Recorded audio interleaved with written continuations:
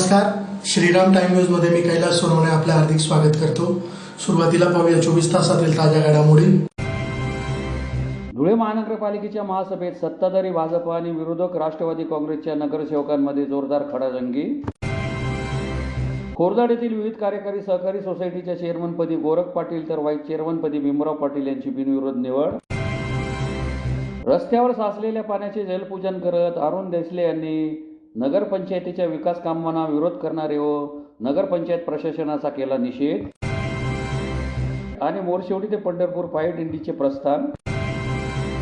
आता बातमीपत्र विस्ताराने। धुळे महानगरपालिकेची विशेष महासभा महापालिकेच्या स्वर्गीय अटल बिहारी वाजपेयी सभागृहात महापौर मायादेवी परदेशी यांच्या अध्यक्षतेखाली संपन्न झाली।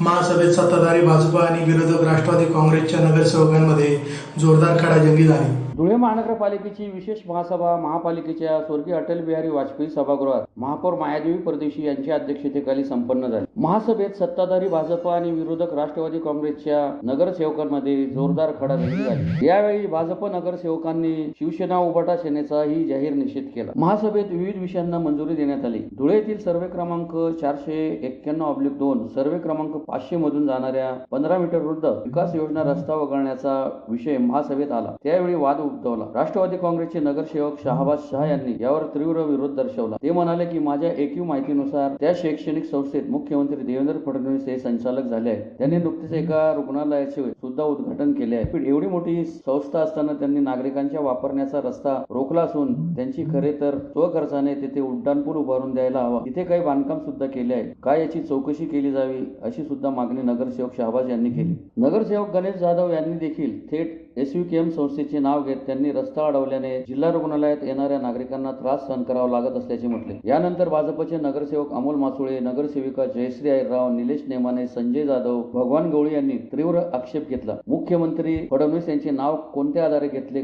काय पुरावा आहे तो दाखवा, नाही तर शहाबाज शाह यांनी माफी मागावी अशी जोरदार मागणी केली।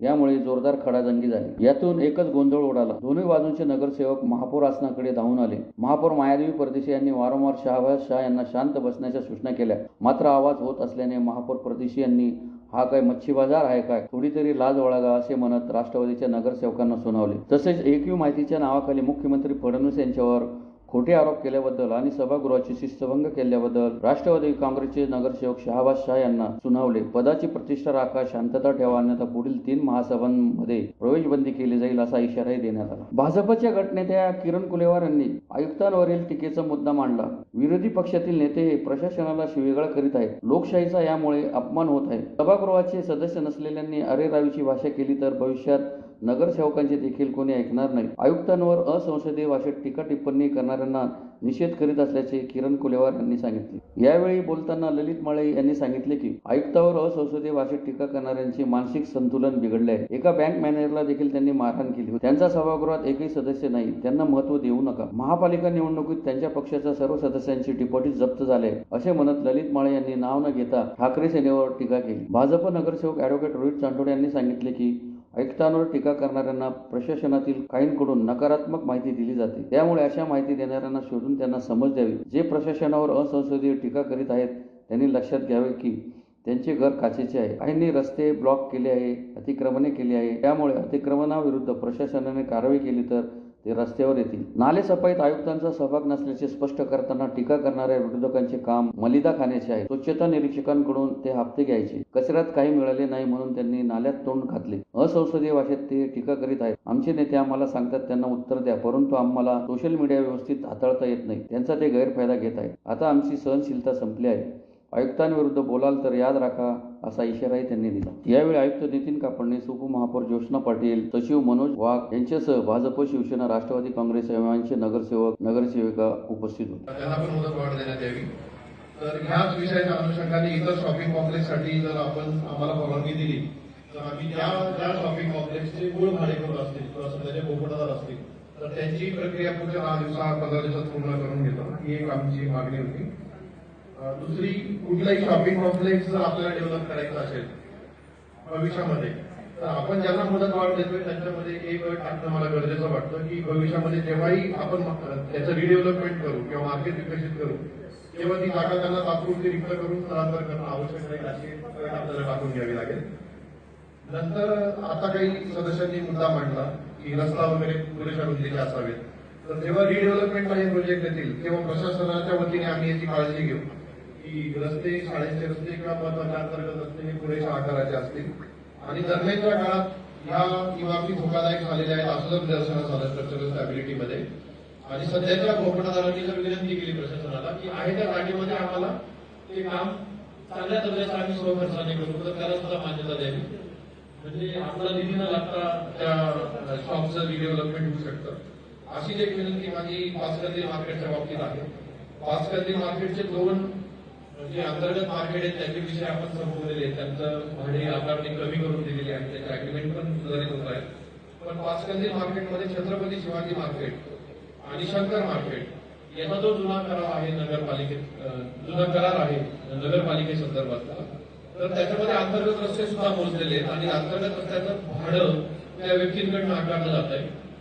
इथल्या भाडेकरूंची आणि व्यापाऱ्यांची मागणी आहे की या अंतर्गत रस्त्याचं भाड्याचं बर्डन आमच्यावर येतं आणि आम्ही ती जागा वापरत नाही प्रत्यक्षात व्यवसायासाठी.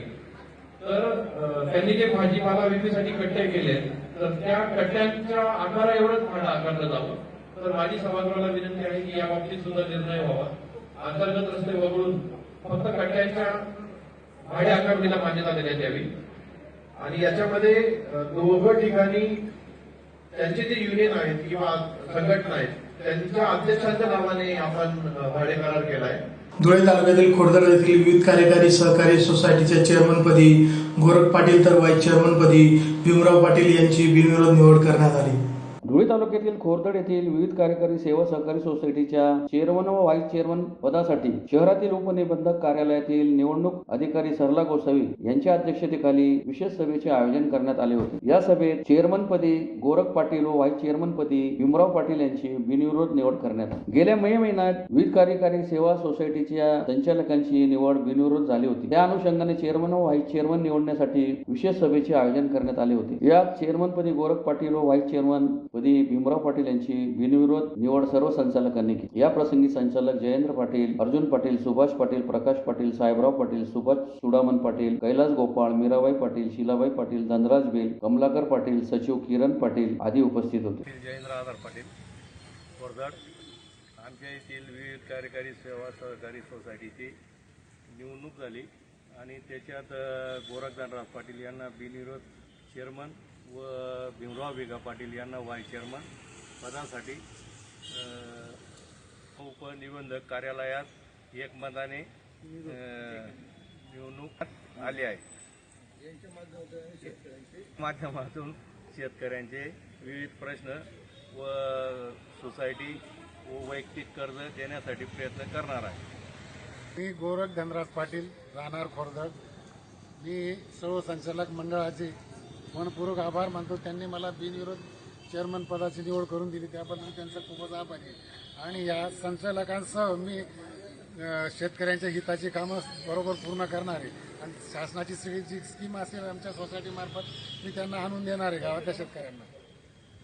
शिंदखेडा शहरातील एकविरा कॉलनीत रहिवाशांना विविध समस्यांना सामोरे जावे लागत आहे. पावसामुळे रस्त्यावर पाणी साचले असून रहिवाशांना पायी चालणे जिकरीचे झाल्याने सामाजिक कार्यकर्ते अरुण देसले यांनी गांधीगिरी करत सदर साचलेल्या पाण्यात जलपूजन करीत नगरपंचायतीत विकास कामांना विरोध करणारे व नगरपंचायत प्रशासनाचा निषेध केला आहे. शिंदखेडा शहरातील एकविरा कॉलनीत रहिवाशांना विविध समस्यांना सामोरे जावे लागत आहे. नुकताच 2-3 दिवस झालेल्या पाण्यामुळे रस्त्यावर पाणी साचले असून रहिवाशांना पायी चालणे ही जिकरीची झाल्याने सामाजिक कार्यकर्ते अरुण देसले यांनी गांधीगिरी करत सदर साचलेल्या पाण्याचे जलपूजन करीत नगरपंचायतीत विकास कामांना विरोध करणारे नगरसेवक व नगरपंचायत प्रशासनाचा निषेध केला. शिंदखेडा शहरातील नगरपंचायतीमध्ये 2 गटात शहराच्या विकासासाठी निविदा मंजूर करणे, विषय मंजूर करणे यावर कलगीतुरा सुरू आहे. हे शहरातील सर्वसामान्य नागरिकांना ज्ञात आहे. पावसाने 2-3 दिवसापासून दमदार सुरुवात केली आहे. शहरातील एकविरा कॉलनीत विविध समस्यांना सामोरे जावे लागत आहे. रस्त्यावर पाणी साचले आहे. यापूर्वी सदर रस्ता व गटारीचे काम करताना समतोल लेवल साधली गेली नसल्याने पहिल्याच पावसात रस्त्यावर पाणी साचल्याने रहिवासी नागरिकांना चालणे देखील जिकरीचे झाले असून दयनीय अवस्था झाल्याने गांधीगिरी 10च्या माध्यमातून सामाजिक कार्यकर्ते अरुण देसले यांनी जलपूजन करून नगरपंचायतमध्ये विरोध करणारे व नगरपंचायत प्रशासनाचा जाहीर निषेध केला. नुकतीच नगरपंचायत मध्ये स्थायी समितीची सभा घेण्यात आली. सभेत विषय पत्रिकेनुसार शहरात सर्वच भागात तुंबलेल्या गटारी, ढापे टाकणे,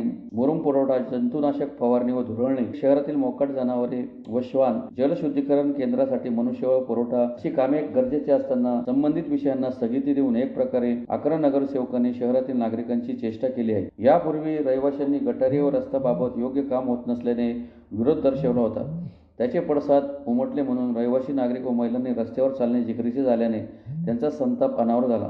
म्हणून सामाजिक कार्यकर्ते अरुण देसले यांना बोलवून गांधीगिरी 10च्या माध्यमातून सामाजिक कार्यकर्ते अरुण देसले यांनी जलपूजन करून नगरपंचायतमध्ये भाजपचे 11 नगरसेवक पदाधिकारी विरोध करणाऱ्या नगरपंचायत प्रशासनाचा जाहीर निषेध केला. यावेळी एकविरा कॉलनी वार्ड नंबर 9 मधील राकेश बडगुजर, संभाजी पवार, दर्पण पवार, चेतन देशमुख, सुमित बाविस्कर, पंकज पवार, विशाल पाटील, सुरेश पवार, फुलाजी पाटील, विश्वास पाटील यांच्यासह महिला मोठ्या संख्येने उपस्थित होत्या. शिंदखेडा शहरातील प्रभाग क्रमांक 9 मधील एकविरा कॉलनी वरून रायाचे आगमन झालं.